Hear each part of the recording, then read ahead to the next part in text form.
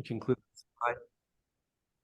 Thanks for pressing record. Good morning. Good morning. So this is a meeting of the steering committee of the Vermont Climate Council. We have 4 members present. So that gives us a quorum. I'm happy to sort of be calm for a moment here if we think Secretary Clauser is going to join us. If folks want to pull things up, if they enjoy having a second screen, we're going to be working through that the governance document today, and there's a lot of track change and things like that. So if you want to pull that up in your second screen, feel free. I can also share that screen. Let me just give it one more moment and then we'll get going on the agenda. Or the other thing to just give a heads up, in the agenda we have a couple minutes to approve, June 26th and August 9th.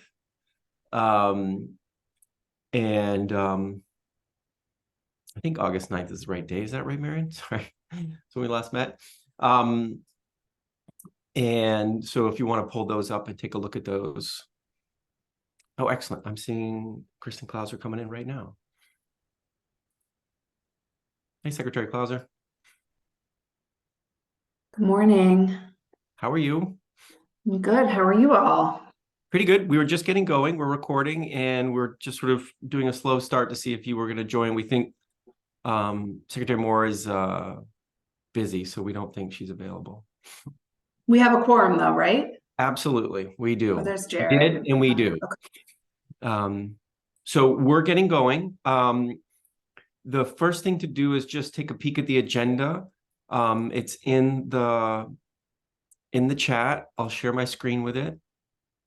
The bulk of what we want to do is to look at the track changes in the governance document based on our last conversation.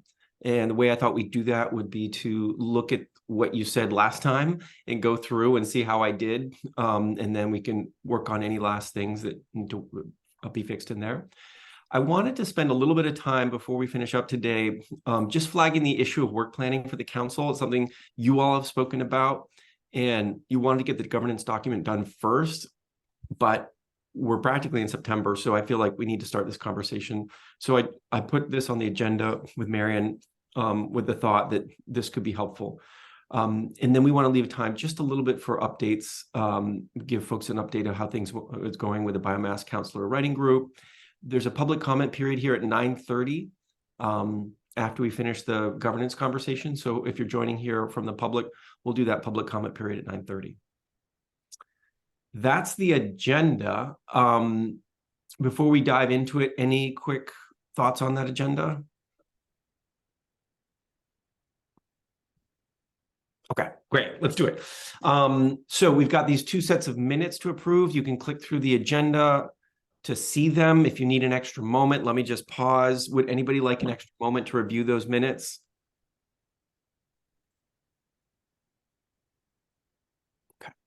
I thought they looked fine. Thank you. Excellent. Thanks, Jared. Any concerns with them that folks want to suggest? Okay, let's treat those as approved then. All right, so let's dive into the this. And to go there, let me stop sharing this for a moment. I think what I'd like to do is go back to your minutes from August 9, because that's where I took my notes about the changes to make. And so what I thought I'd do is actually really go there and let's do the quick, bullets on this, and I'll show you in the document where it is. I think it's helpful for everybody to see rather than just sort of, assume everything's okay and ask for your feedback. So let me just show you what I'm looking at here. These are the minutes from the last time we spoke. And I took these notes and then went in and made the changes. And there's one more change that was suggested by Marion, I believe, or Jane and Marion, that I'll point out as well. So what I suggest doing is I'm just going to walk my way through these and I'll show you what it looks like in the document. Sound good? Okay. So this first one, or maybe we'll take two. The first one is in the very beginning, how we describe the role of the council, wanting to sort of get rid of some of the backward-looking stuff and just focus on the future-looking stuff. And so I made that change. I'll show you in a second. And then the next one is all that discussion we have about speaking on behalf of the council and a real emphasis on talking about the difference between speaking as an individual versus speaking on behalf of the council. So let's look at these two, and then we'll jump back to this document. Let me just pull up this one. I'm going to pull it up in Word so that I can make changes in real time if we need to.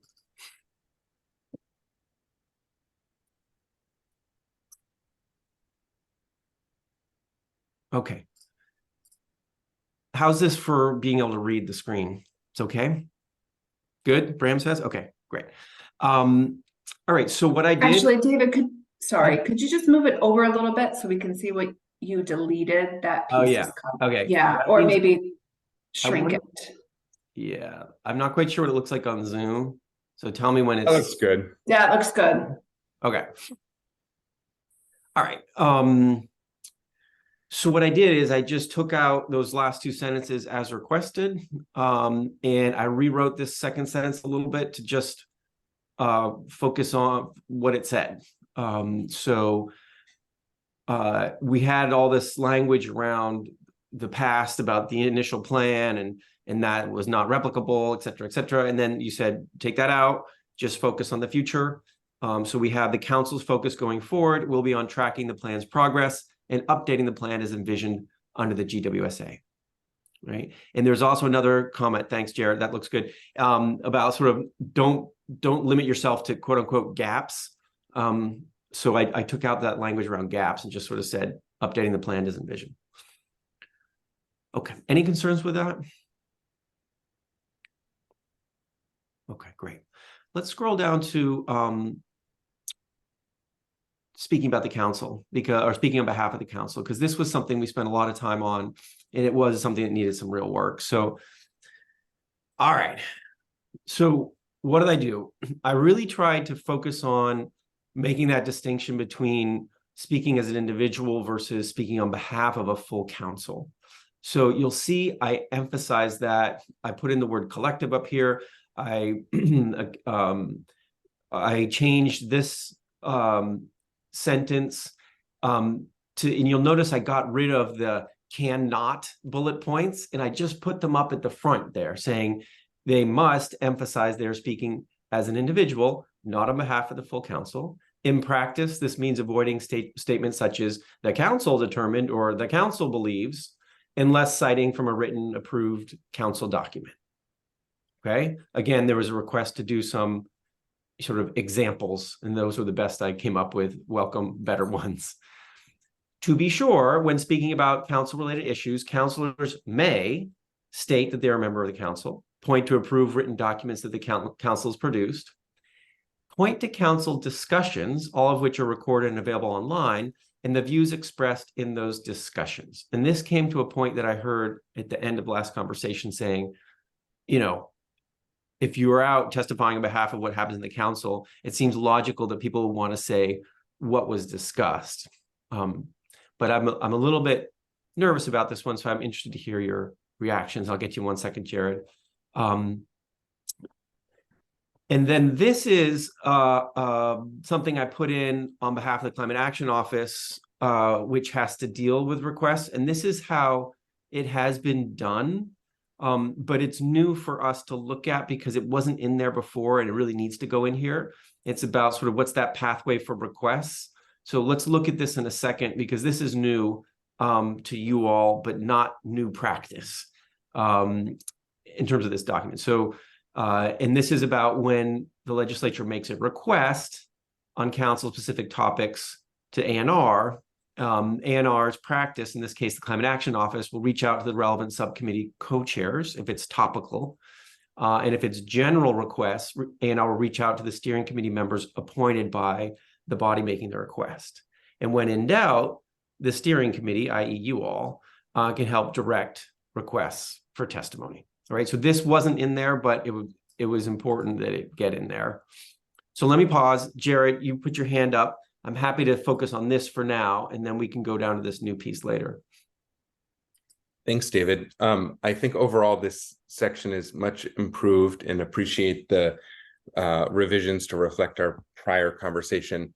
One thing I'm getting a little bit, I want to pause on just because I want to think through the practice of it, is the last line in that second paragraph that ends, unless citing from a written approved council document.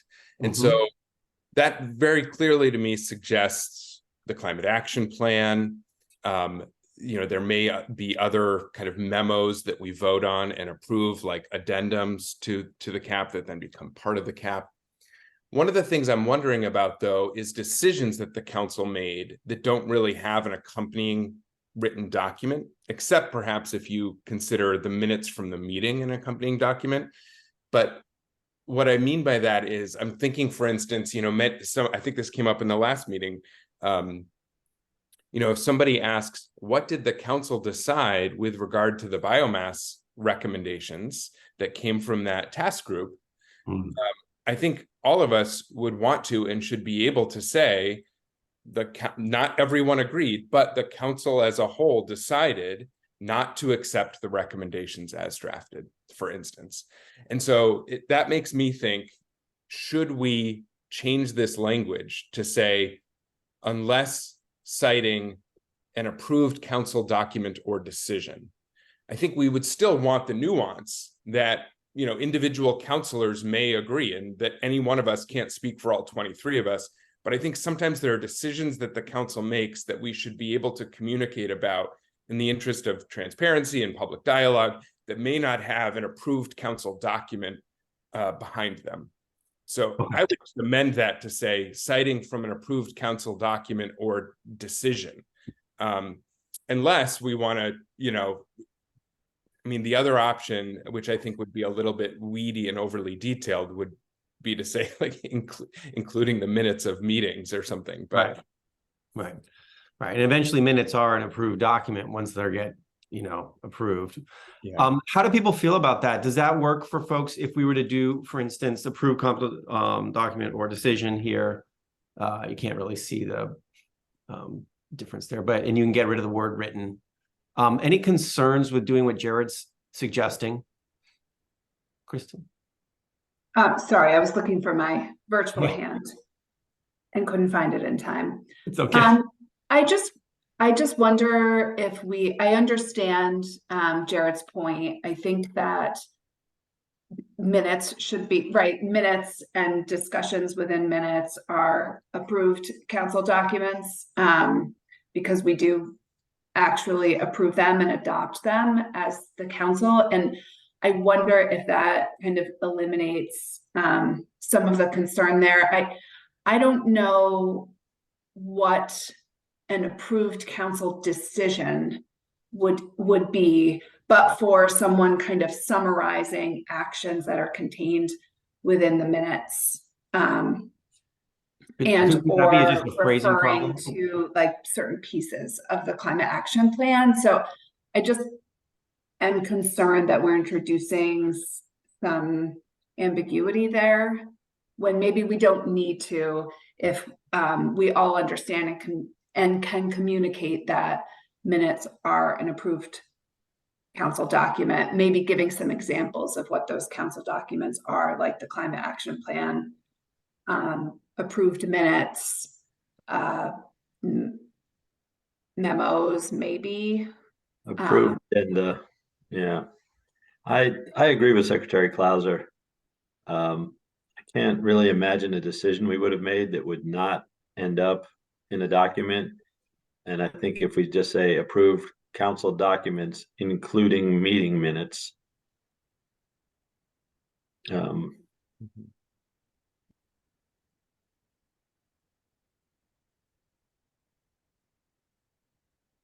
or I could do it like this, so I don't have to do the among others. Something like that. Yeah, I hear and agree with what Secretary Clauser. Uh-oh. Liz, your internet's super bad, unfortunately. Okay, I'll stay quiet. Wait, Thanks. no, wait, it just got Oh. better. It just got better. I was only gonna suggest that we might be getting ourselves tied up on approved when we have minutes that sometimes sit for 3 to 6 months. Why don't we simply say decisions of the council as reflected in meetings and approved documents? I was Okay. thinking at the same point. I liked Liz's solution. So this, it would say, unless citing decisions from the council. As reflected in meetings and approved documents. I think that Secretary Clauser's right, and we don't want to create a different problem, that's all. So that's the suggestion. All right, so that's another way of doing it. Unless citing, so I'm missing a word there, unless citing from the council. Decisions, I think. Cite decisions from the council. That's the word I was missing. Okay, how does that feel for folks to use it like this? I like that. Yeah. Secretary Clauser, I see Bram thumbs up, Kelly's thumbs up. Okay. I believe the word is reflected in minutes, not meetings. I had suggested meetings because everything is recorded and publicly available and our minutes should reflect them. But if it says approved minutes, we have a time lag problem that could catch people up if they are not being, you know, kind of cooperative with one another. So either is fine with me as long as it doesn't say approved minutes for just the timing reason. Okay. Strong feeling about this word being meetings or minutes? You know, I'd be inclined to leave it as meetings. You know, our minute taking process has been really good so far. But as Liz said, the meetings are all recorded and publicly available. So it is pretty easy to check if someone makes a representation that doesn't sound right. But I don't feel strongly about it. Right. Okay. Agreed. My inclination would be to leave it the way that it is right now. Okay. Great. Sorry, I was just recording there. Okay.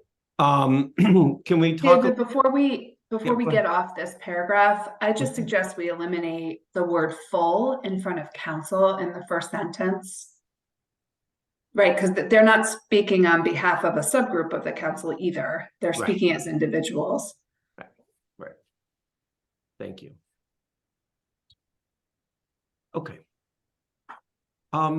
So then there was some of these changes to this paragraph, including this point at the bottom here. I wanted to double check that I didn't unintentionally go into bad terrain with this bullet point. I think that looks good. I might just suggest to kind of parallel and reflect what we did in the paragraph above, change the first instance of the word discussions to decisions there.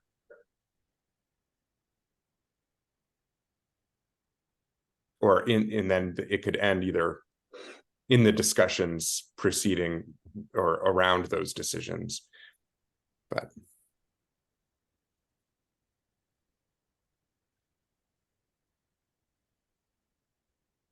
Are folks comfortable with that? Do it something like this? It's a little scary editing in real time like this, but I think we're at the point where we can do this. I mean, I guess what that would potentially lose is discussions, being able to speak about discussions that didn't lead to a decision. But I think it would be good to reference speaking about decisions down here as well. I'm not sure that's the most appropriate way to do it with the edit I just suggested, because I don't want to lose the potential to be able to reflect discussions that may not have led to a decision. You know, we'll just say as an sorry, go ahead, Kelly. Oh, thanks. I agree. I think it's helpful to be able to talk about discussions we've had, even if they didn't lead to a decision, because a lot of times we do have multiple discussion points before a decision is made. And so if someone says, you know, have you forgotten all about X, Y, or Z? We can say, we did discuss it at this meeting. There was some, you know, we couldn't come to agreement. We're going to discuss it at a future meeting. That should be something that anyone could say. And this sort of seems like that limits that. So I was fairly happy with it the way it was before. Right. So we could go back to what it was, if that feels better. Bram, were you about to say something similar or something different? Yeah, I was gonna just add, you know, reflecting on recent experience of talking to people about the Climate Council's work, that, you know, on biomass in particular, you know, it feels valuable to me to be able to talk to the tenor of the discussions, which also aren't always reflected in minutes, for instance. And, you know, sort of the passion on various sides of biomass from the public comment we heard. You know, I have found it valuable to communicate that we did in fact hear from the public very passionately, and absolutely incorporated that into our discussion and our thinking, and then to the decision we made not to accept the biomass recommendations as written, and to incorporate everything we heard into a revision of that, to try to get to council consensus. And you know, I wonder two things. One, if anyone thinks that level of description of the process from a council member to the public is inappropriate, and if not, whether we should make sure we are allowing for that sort of description of the process. And when you say that, Bram, I think that's really helpful. And are you feeling like, assuming everybody agrees with you, that that's appropriate, are you feeling like this point gets there, like this bullet point does it? Yeah, I think as currently written, point to discussions and the views expressed in those discussions. You know, point two is a little limiting. Point two and or describe council discussions. I mean, how do people feel about just going to describe? I don't know if it's helpful. I just put in the chat some suggested language that I think reflects both my prior point and what Bram is saying now.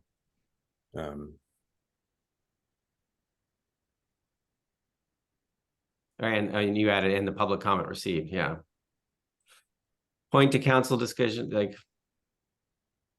So the addition would be decisions and discussions, so that we're getting both of those in there, but not taking out discussions, and then also specifically noting public comments received. Right.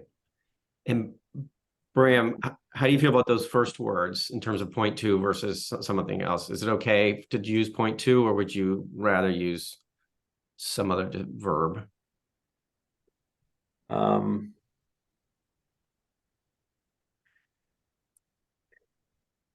I would rather, you know, sort of point to feels as though it might prohibit description of, you know, what I narrated earlier. You know, might prohibit description of the kinds of public comment that we heard and the various levels of passion around the issue and all those things. So point to Kelly's suggestion of reference.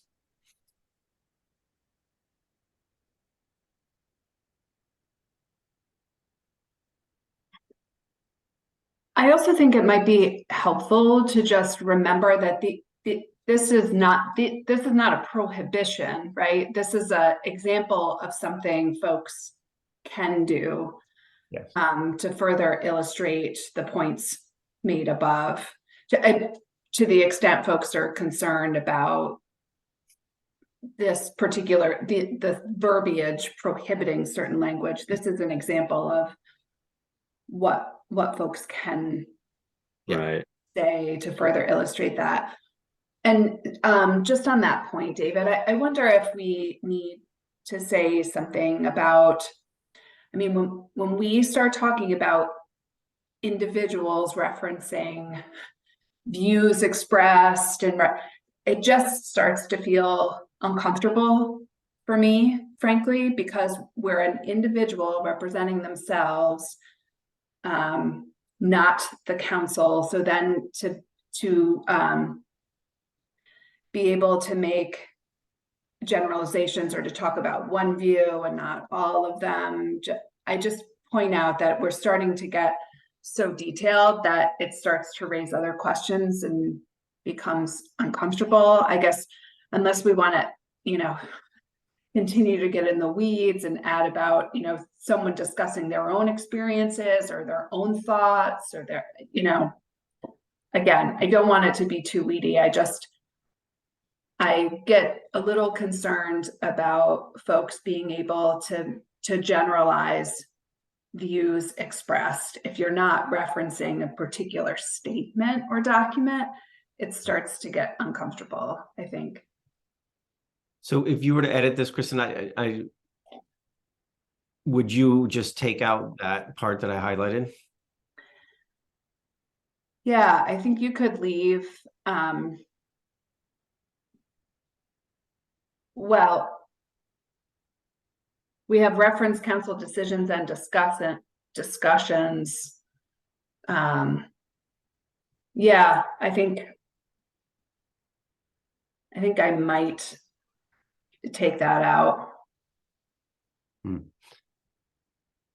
Folks, when Because you, that's what you're doing, right? When you're referencing discussions, right, that's what the reference is. You know, we talked about that, or the council talked about this. The council talked about this. The council, right. I don't know. We It vote on starts this. to get Right, weedy. right. Yeah, and perhaps we can tighten it up a little bit simply by saying reference council decisions and discussions, comma, including public comment, Right. all of which are recorded and available online, period. Right. Do that here. Yeah. And then you can get rid of the whole clause here. Yeah. Right. Does that feel more comfortable? Because again, taking Kristen's concerns, I see thumbs up from Kelly. Thanks, Kelly. It's like, it is a kind of a slippery, and this is how I felt when I was writing it too. It is sort of a slippery slope into like a characterization of the council, right? And that's where you don't want to go. It's like, this is how I experienced it. It has to be the way, or you can see online such and such meeting. Okay, so if I take this, are we feeling better about it? All of us? Okay, thumbs up from Jared, Bram, great. Kelly had already gave it. I think Kristen felt like this was getting into the right place for you. Okay, great. And Liz as well. Super, thanks. Let's talk for a moment about this. This came in from when I was talking to Marion in Climate Action Office, because this is was the practice before. Any concerns about this being in the governance document, or things you'd want to see differently in this? Jared? Sorry, I was muted.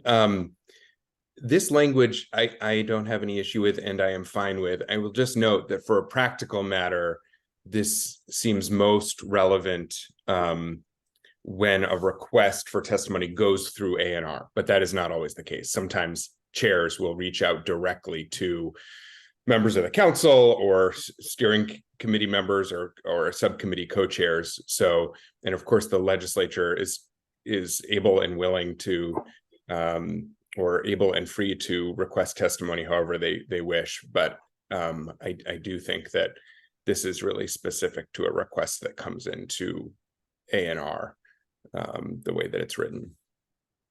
Okay. Kelly? Yeah, I also was thinking about how this is very specific. Like, what about when other public bodies might request testimony or someone to speak about something about the council's work?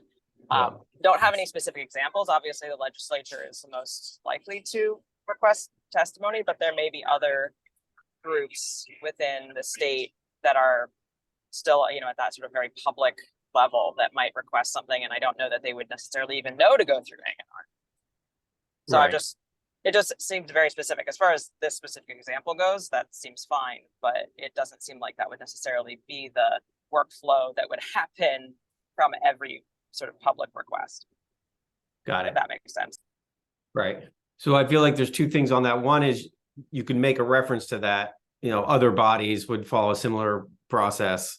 Also, if you think about a request coming to the council, Secretary Clouser is chair of the council. ANR's Climate Action Office is kind of the administrative muscle of the council. So that's, I think it would come in those ways, right? Unless it's something like Jared's saying, where somebody reaches out individually. Okay. Would anybody like to see additional text in here to address Kelly's concern, or is it implicit?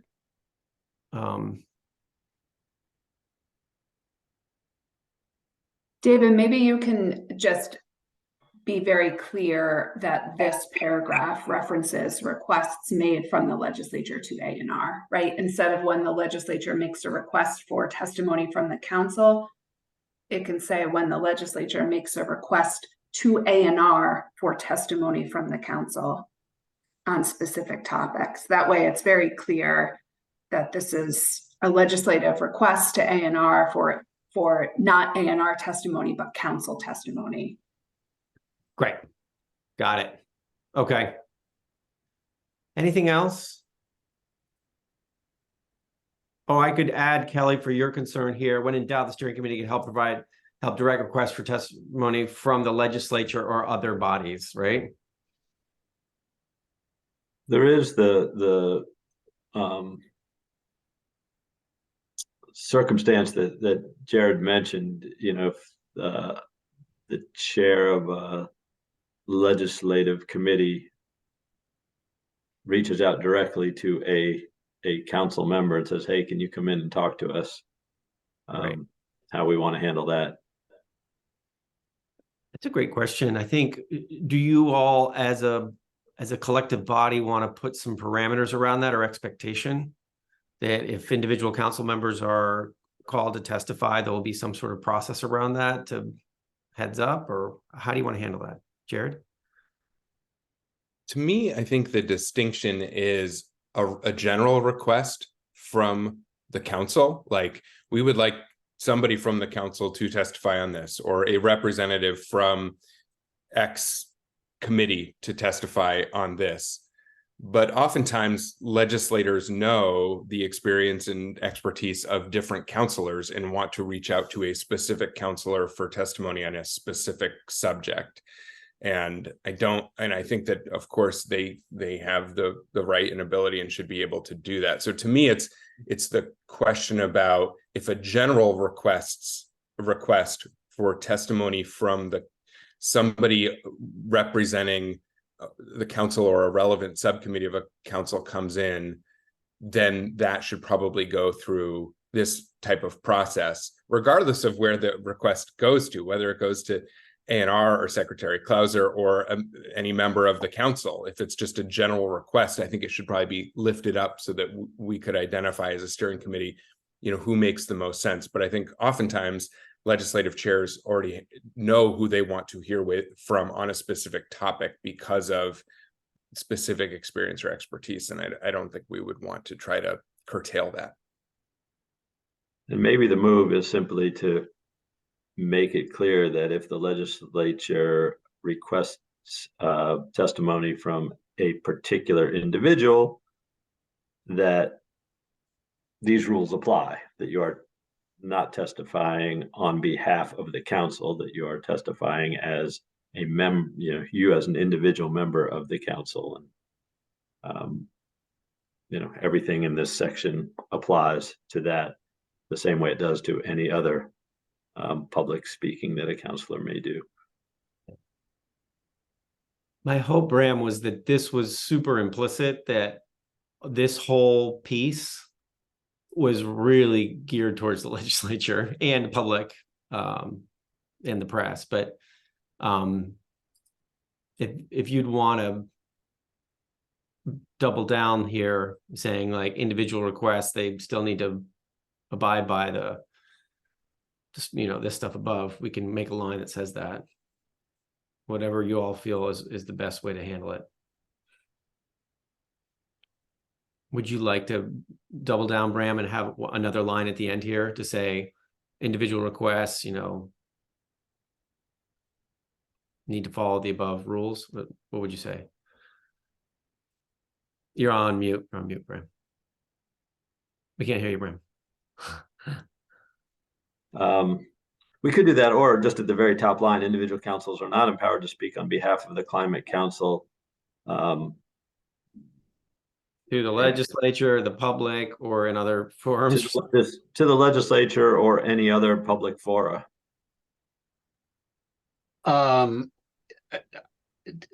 David? Yeah. I'm, as a former chair in the legislature, I'm not feeling comfortable with that at all.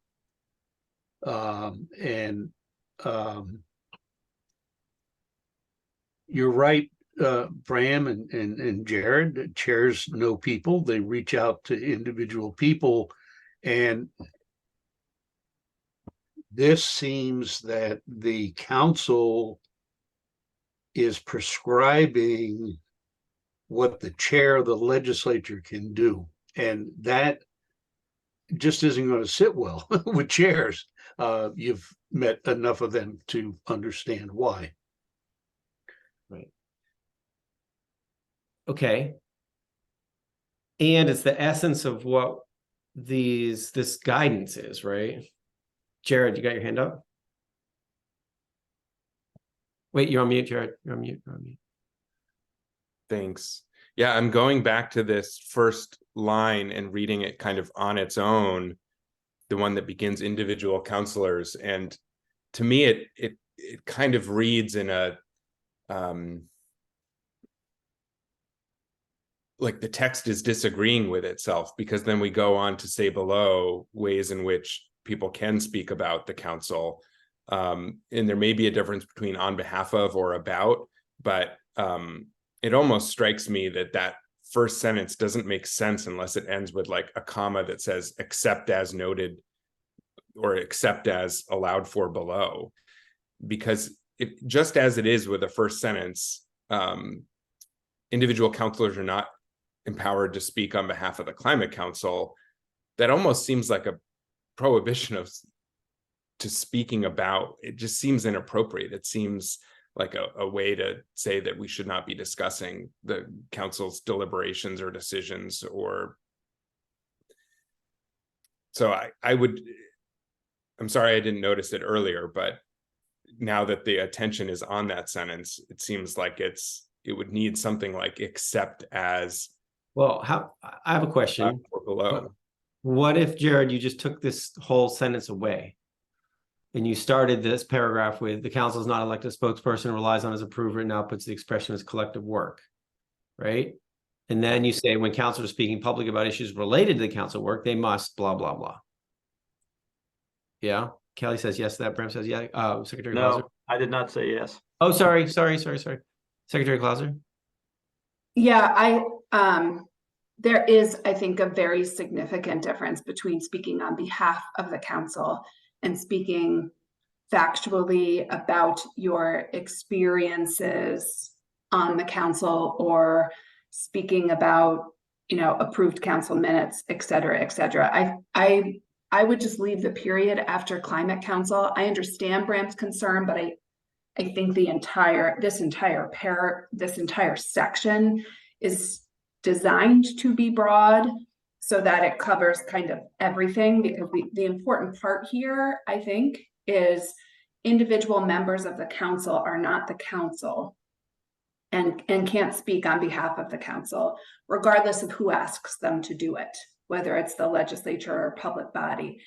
And I think the mays are in there, hopefully, to address Jared's concern, which is when you are speaking in your capacity, many folks on the council have other jobs and are in front of the legislature for other reasons. This talks about what you can and cannot do and give some additional guidance. But I think that's the whole reason for all of this section, is the point that individual councilors are not empowered to speak on behalf of the council. So I'd have significant concerns about getting rid of that paragraph. I think it's one of the most important pieces, or sentence rather. I think it's important.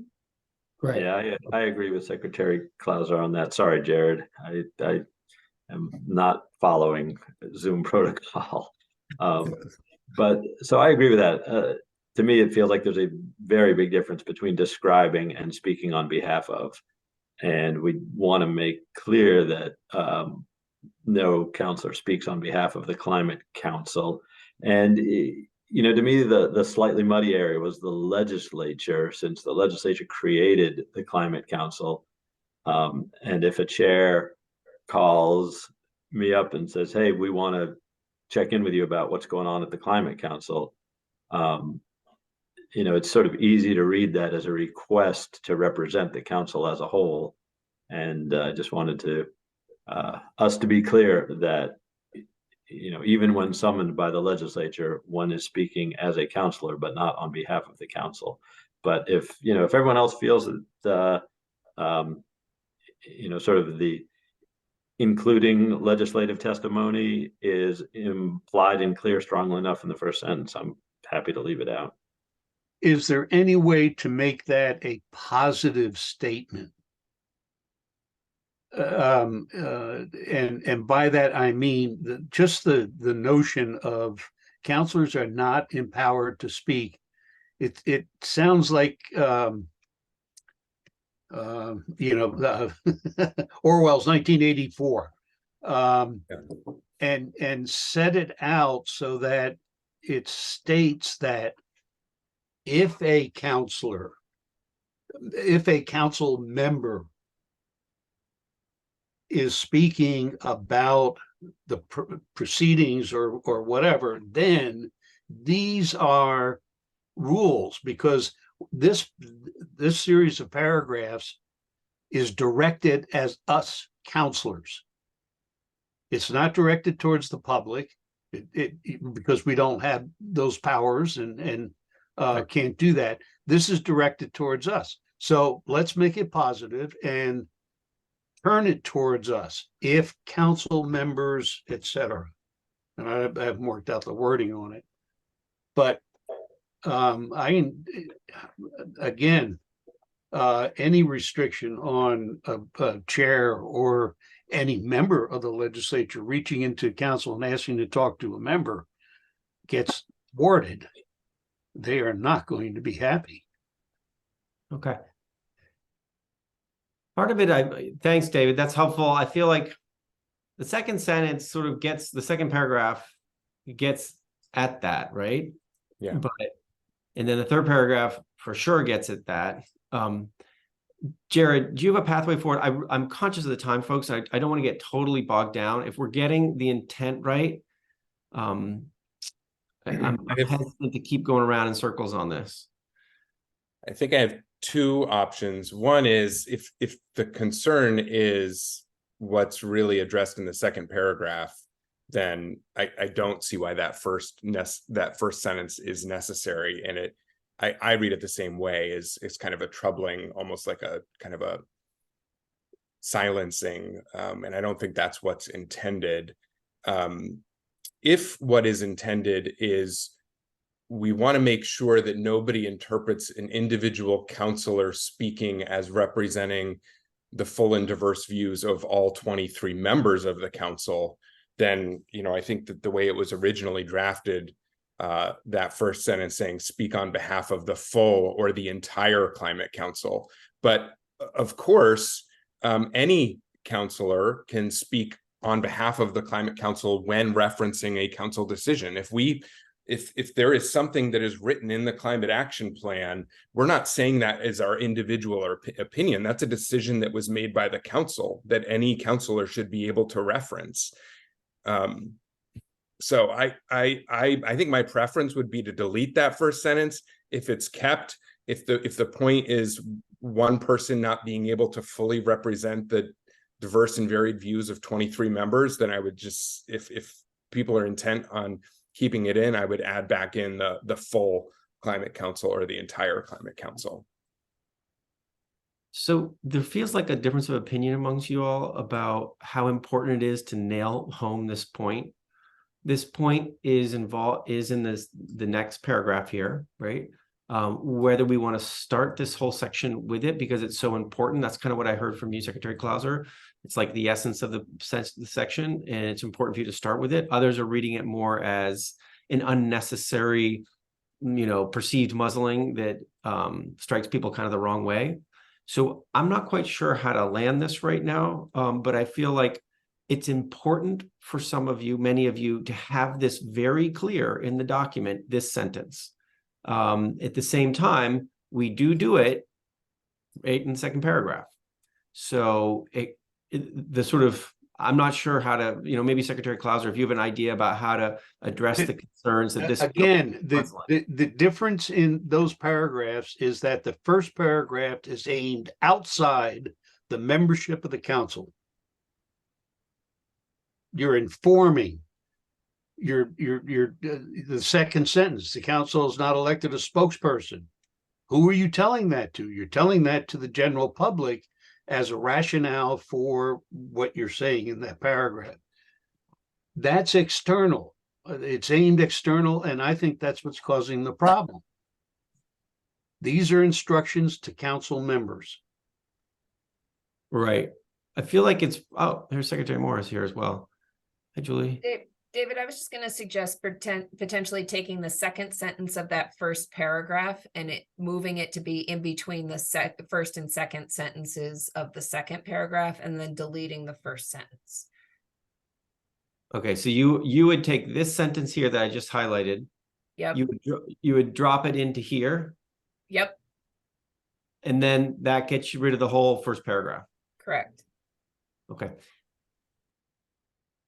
Any quick reactions to that before I? Yeah, that reaches what I'm addressing. Okay. Graham and Kelly, real quick, and I'm just conscious it's 9:20 and we haven't looked at a bunch of other stuff in the document. Yeah. I really don't want to get too wrapped around the axle. I think we know what we want to do here. So, Bram, I just version. How are you feeling about it?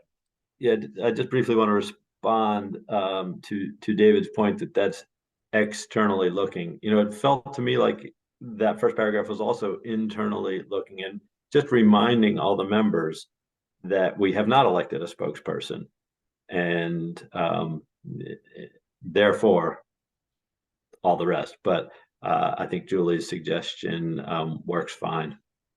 Thanks, Bram. That's helpful. Kelly?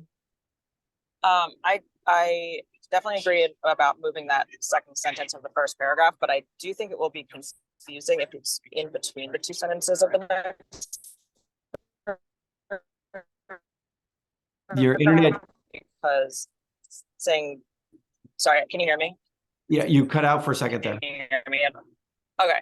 Saying that the council is not elected a spokesperson, et cetera, and then following it with in practice, this means, I feel like in practice, this means was meant to follow that first sentence, and putting something in between it makes it confusing. So I would just say move the council is not elected a spokesperson, et cetera, to the end there. And I don't find that confusing at first glance. Great. Does that make sense to others? Right. So again, this is a draft version here. Nobody panic.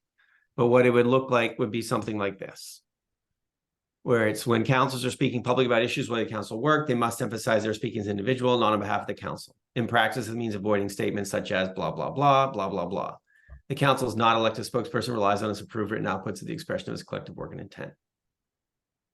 Right? Does that feel like the way of getting at it? I see a thumbs up from Bram. I see some nodding from Liz. Secretary Clauser is nodding modestly. Okay, Kelly says, okay. All right. I think we did it. Thank you guys. I really appreciate the sort of nuance to this. This has been one of a very sensitive issue in the last few years. So I'm glad we spent some real time on it. Thank you for that. However, we do need to look at some other things. Let me just remind everyone what the other things are that's changed in this document. Going back to this is the notes from the last time. I made some updates to that decision-making section. I think using a lot of Liz's language there, we can look at it quickly. On the addendums, I put the caveat in there about addendums are possible if there's unforeseen circumstances that significantly impact the planet's implementation. I added that little clause in there, so it's not just addendums that were identified in the writing of the plan. And then I went back to what was the previous way of doing electing steering committee members, which is the full group of legislatively appointed members elect the steering committee members from the legislative body. And I can show these to you. And the subcommittee membership, I added a little bit more flavor about how the subcommittees themselves have a role in stewarding that forward.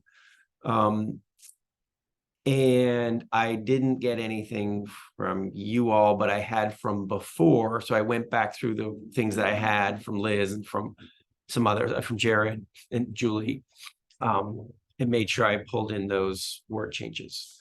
So that's what I did. I can show these quickly to you. And then if there's other things people want to shout out about, I'm happy to take some shout outs. And then I really want to try to stick to a 9:30 public comment. Jared, do you want to shout something out that's different from the list I just gave you?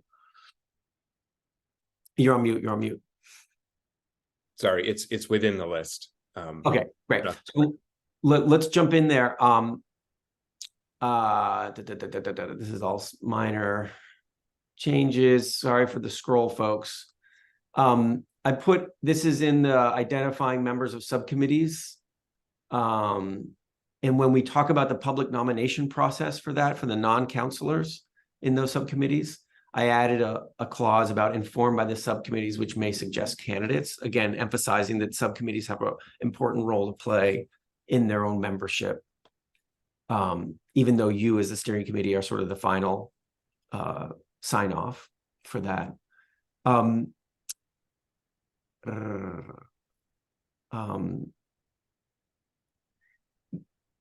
This was just some language improvements. If folks feel free to jump out if there's things that are concerning. Now we're in the decision-making part of the document. We talk a lot about consensus and why we like consensus. And then when we pivot into sort of decision-making, I updated this mostly based on some language that Liz sent, where we talk about the council must ultimately adopt policies, processes, documents, and positions that require clarity on decision-making and outcome. And here I moved this phrase up. The GWSA states the council can make decisions by majority vote. I put that up there. And that was the main change. There's a little bit of small change down in here. And let me just keep showing you stuff and then yeah, go ahead, Jared. Yep. If I have something in that section, yeah. And this is just in the interest of clarity for 2C, I believe it is. Yeah. The phrase using a roll call vote if needed, it wasn't clear to me, and I think it could be open to interpretation. What does if needed mean? And I thought it might just be clearer and simpler if we said, something like, we would only be taking a vote if we didn't have consensus. Yes. And so, but with a vote, I wonder if we could do something like say, any counselor may request a roll call vote. Because otherwise it's just open to interpretation. What does if needed mean? Because it's always going to be over there's going to be a non-consensus will be leading to a vote. And so I just got hung up a little bit on that phrase of roll call vote if needed. If needed, right. Yeah. So I don't know if my solution is a good one, but I wonder if we just kind of, a formal decision will be taken, period. Any counselor may request a roll call vote if desired. Something like Just that. as a bit of an add-on to that, in the legislature, any member may request a roll call vote, and that motion needs to be sustained by 3 other members. Now, I'm not suggesting 3 other council members, but maybe a motion and requires a second. Okay. How do folks feel about this? The spirit has been, if someone is suggesting a revision, the council needs to make a decision on that revision. And either it's, can everybody live with this, right? Any concerns? And if there are some concerns, then, and we're out of time, you got to take a vote, right? That's the spirit of it. So I guess the question is like, do you need to say more specifically that? I mean, maybe you could just end C with a period after taken, and because it wouldn't just be in that instance that we would want the option for a roll call vote. Right. Anytime that a vote, not just on a Right. revision process. Yeah. Great. I'm happy with that. I think, Liz, that might have been your language originally. So if you're good with it. Okay, great. Super. Thanks, Jared. That's helpful. Okay. Rolling forward, here's that place where I do the caveat on the addendums. Addendums will only be advanced if the need for them is addressed in the proceeding plan update, unless there are unforeseen circumstances that significantly impact the plan and its implementation, right? So that was the caveat you all said would be appropriate for that. Let me just pause on that for a second, make sure it was well written. And I think that's it. Yeah, those are the big changes I did. So let me just pause and say, for those of you who had a chance to read through this Thursday, Friday, over the weekend, are there other things that jumped out at you that you'd want to raise up now? We may not be able to deal with them before public comment, but are there things that you want to shout out now in this document based on your reading of it?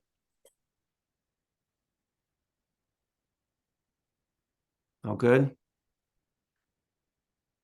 How do you all want to proceed with this? It feels like we're getting awfully close to a version that you'd feel good sharing with the council.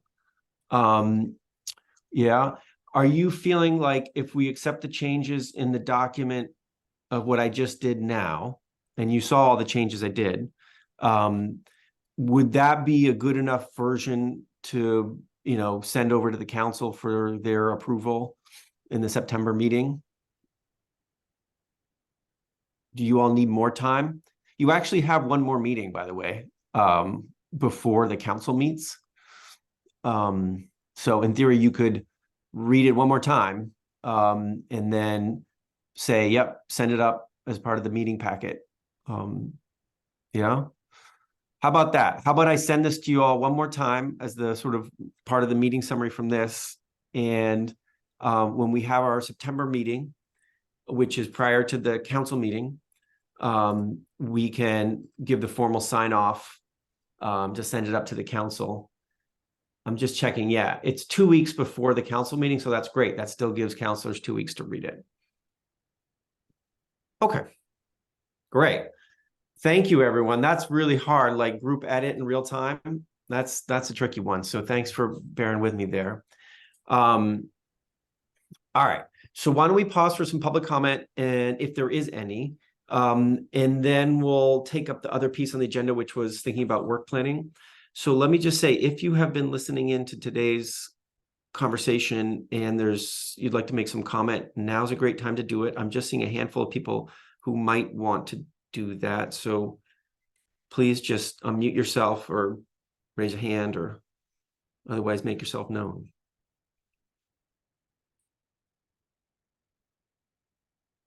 Okay. I'm not seeing it. And if you're having a trouble with your mute or something, just let me know and we'll make time. Okay, let's go back here. So back in the spring, we did a little bit of conversation on work planning for the council. And Jane had presented some slides to talk about sort of what the council is required to do under statutory obligations, what you all as a council have been talking about, particularly in your March meeting, about your priorities, and then what would be the sort of division of labor between what the Climate Action Office should be doing and what the council should be doing. So those slides were linked in the agenda for today's meeting as a reminder of the last time we talked about this. And I'm happy to put those up, particularly there's two of them I'd love to look at for a second. And then I think the question for you all is, how do you want to move forward on this? Because there is a gap right now in the council having some clarity of task over the next 12 to 24 months, right? And you are the body that really needs to provide that clarity of task. And getting the governance document done was a great step in that direction. And now it's about really how is the council investing its time. So these were the slides, and I'm hesitant to go through all of them again, but they're linked in the agenda, and there's some talk about capacity, and then there's some talk about what were some priorities that emerged in that in-person meeting in March. And this part that's in orange was the part that the Climate Action Office had thought really fell in their lap and their mandate of things to do, whereas the dark colored text, the black text, was more what really would be in the council's purview. So these are things that were talked about, like developing a work plan, right? And listening and learning through public engagement, amplifying the importance of adaptation and resilience, given the frustrations that have been expressed in the council that the GWSA leans very heavily towards the emissions reduction piece. And then making sure we're keeping equity front and center and focusing on the most vulnerable. So these things felt really important and felt very much in council purview. And then if I scroll forward one slide, there were some additional priorities that emerged in the conversations in March. One was making sure the biomass work was getting done. The other was making sure the process roadmap got updated, which, check, we're doing that. Prioritizing the work over the next 2 years, right? How are we wanting to invest our time as we think forward into the next plan revision, right? And then update data as needed and continue to report to the legislature. So these are things that you spoke about. We also talked about a proposed schedule where you all as a steering committee would meet monthly, the council would meet quarterly, at least for now, subcommittees as needed, which at the moment is not particularly frequent, and then scaling back the task groups for the reasons we've talked about. Okay, so in this is some parts of a work plan, but it's not really expressed as one yet. And I'm curious to hear from you all how you'd like to make a move towards a clearer work plan and a prioritization of time for the council, or at least a pathway towards getting there. Jared. Wait, you're on mute. Sorry. One thing I would suggest is on that first slide, I think we should add a row just so we have eyes on it and are able to work backward from it, that the revised climate action plan is due, the next one is due July 1st, 2025. And to me, I think that so much of the work plan going forward, I mean, yes, there are discrete pieces that are listed there that we need to do kind of on a regular ongoing basis before them, including the report to the legislature in January and other pieces. But, I'm just reflecting on, you know, the last time, I think there were many folks who were commenting saying that, you know, having essentially a year to put together the climate action plan was a really rushed timeline and didn't allow for the process that we wanted to be able to have. And so it strikes me that like so much of the work plan should flow from identifying a process and a timeline for the plan revisions and being able to signal when we're going to start that kind of process in earnest and what components it will have. Maybe folks will think that a year is ahead of time is sufficient time this time around because we're revising an existing plan rather than creating a whole new plan from scratch. Or maybe folks will think that we still should have more than a year to go through the revision process. But to me, everything should flow backward from that. And the extent to which we can outline that process and timeline for the cap revisions leading up to July 2025, that to me feels like the kind of North Star to organize everything around. Thanks, Jared. Yeah. Do others feel similarly that really you as a steering committee, as you're thinking about work planning, should seize this opportunity to sketch out a pathway to July 2025 that feels like it all hit the mark in a way that would make you feel really great about that? Does that feel like the right approach? Okay. How do you want to do it? Like physically, how do you want to write this? Do you want to schedule some time in a meeting like this, for instance, your next meeting, and think through it? Does someone want to raise their hand and say, you know what, I'll work with David, Plum, me to write a first draft? Like, what do you want to do with this? I'll note that the first draft of the revised governance document, you asked A&R, in part because Julie raised her hand to do that. I don't think that'll happen this time with this. So I'm just curious how you think this work's going to get done, because I'm happy to be helpful, and I'd love for this to really be born out of you as a group.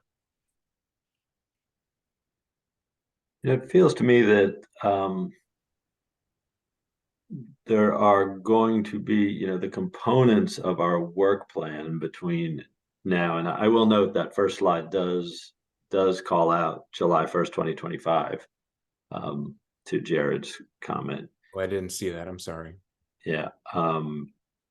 But that, we sort of know we have two big things we have to get done, which we didn't get done last time, which are biomass and transportation. So, those are two big components, and biomass is chugging along nicely, and but transportation is not. So we know we have to get that done. But as it says here, the Just Transition Subcommittee will have its sort of own body of work that needs to happen, as will rural adaptation and resilience and ag and ecosystems. So I think we're, I don't quite know the best way to go about identifying the work of each of the subcommittees and how they all feed into the final revision that's going forward. But I think if we figure that out, we will be a long way towards figuring out our work plan. That's really interesting. And Bram, in that comment, are you thinking specifically about the way those subcommittees tie into a revision? Are you thinking of those subcommittees doing things in addition to the revision? So varies from committee to committee. I think rural adaptation and resilience will tie into the revision, as will ag and ecosystem. Just transitions, their work, I think, needs to inform the work of all the other subcommittees as they are building their pieces that go into the revised plan. Right. Do folks have a thought about how to get this down on a piece of paper for you all to chew on, review, think about, and then send up to the council? Any thoughts on that? Liz and then Kelly. I don't know if it's a thought so much as an observation. I like the deck. I mean, I'm not saying it's done, but I actually thought it was pretty clear. And when I went through it last week, and looking at the other materials that were sent out, at least I didn't have like major reactions thinking, oh, this isn't close. So partly just to get the work done, I might start with the deck, or at least suggest that we think about that. If others had a similar reaction, others may not have though. So I'll stop there. Thanks, Liz. That's helpful. Kelly? Yeah, I'm thinking about the process here, and it seems like I agree that working backwards from our deadline is definitely a good idea.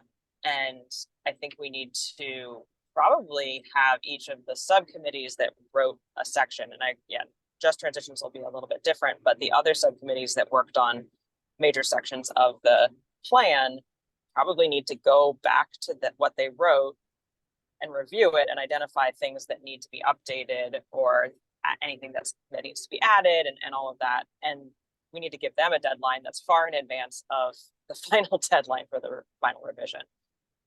So that to me seems like a logical next step, since they know the work that they put into it pretty well, but they probably haven't looked at it in a while. So they need to like have a process where they dust it off and find next steps. And then they can come back to the full council or to the steering committee and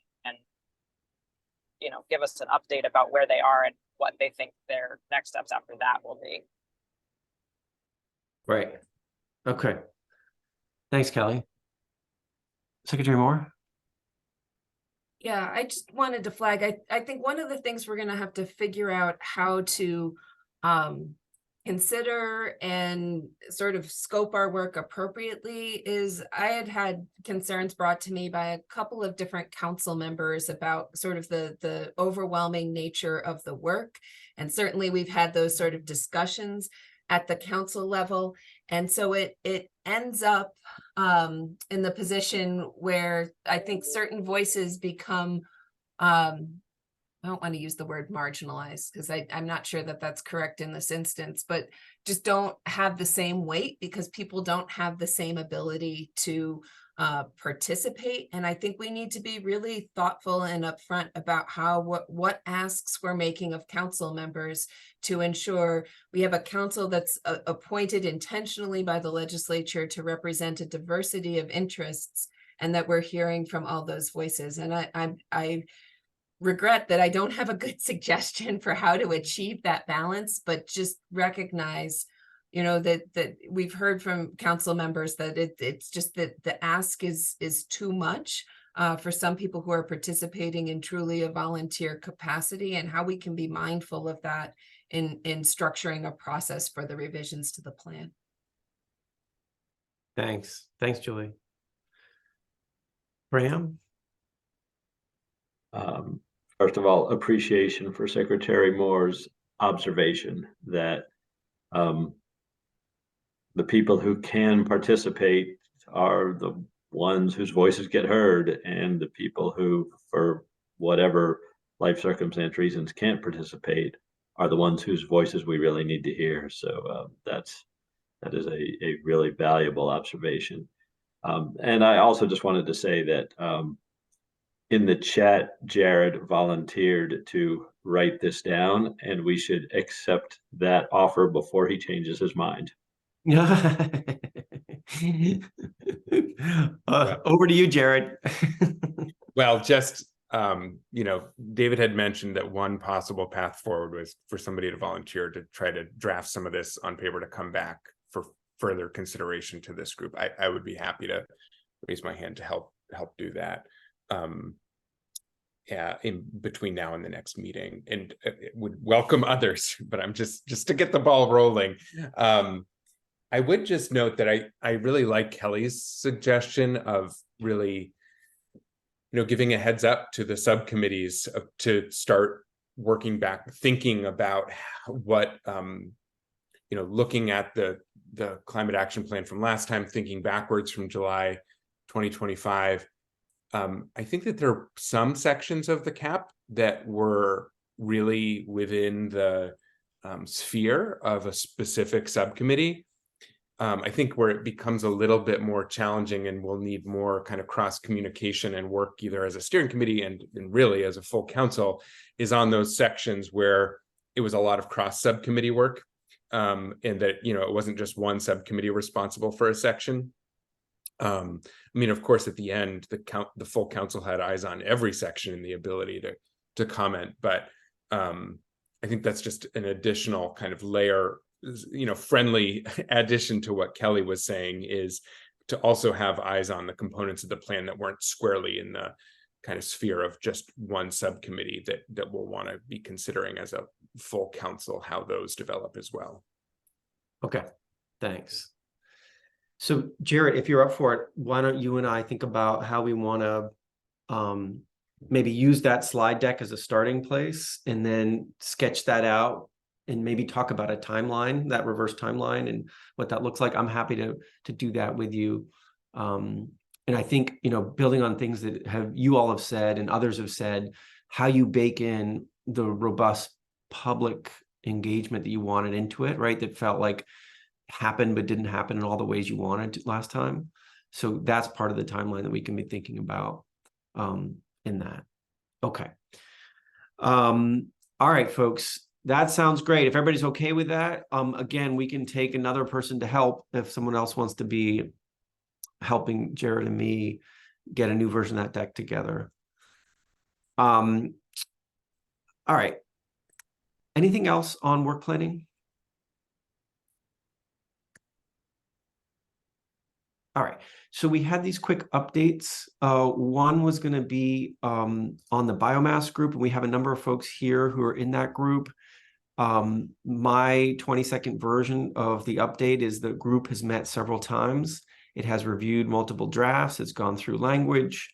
It's been referencing the presentations to the task group, and is pretty much near a version that's ready to go to the council. I need to do some final edits based on some email traffic late last week, but those who are part of that group, would you want to characterize the sort of state of play in any different way than what I just said? That good? Bram, Kelly, David's on the group, Julie's in the group. Yeah. Julie says thumbs up. Okay. So I think the bottom line on the update is there's a new version of the sort of biomass document that tried to address the concerns, and that can be pushed up to the council for its September meeting. Okay. Any other updates from folks? Jane's just back from vacation. Very exciting. Welcome back, Jane. Anybody else have other things to make sure you, if you want to share? Okay. All right. I think that's it. We have a meeting. Let me just look in the book. September 11th, 8:30 in the morning. And then there's a council meeting 2 weeks after that. So going into our next steering committee meeting, you'll have right away the revised governance document. I will literally just send it out now today to you all. We will have a draft of the work planning slide deck that Jared and I will be working on. Would welcome others who might want to help with that. And we will have a draft agenda for this full council meeting that we'll need to review and approve. So those are the kinds of things we'll do. And also you all can have a sneak peek at the biomass piece, perhaps. Need to think about that if that's a good use of your time, but I think you probably would want to do that. So that's what you can expect for your September 11th meeting. Anything else? Marion, am I forgetting anything? No? Okay. Great. Well, happy Monday, everybody. End of summer. Have a great week, and we'll see you in a couple weeks. Bye all. Thanks, everyone. Thanks, Bye. everybody.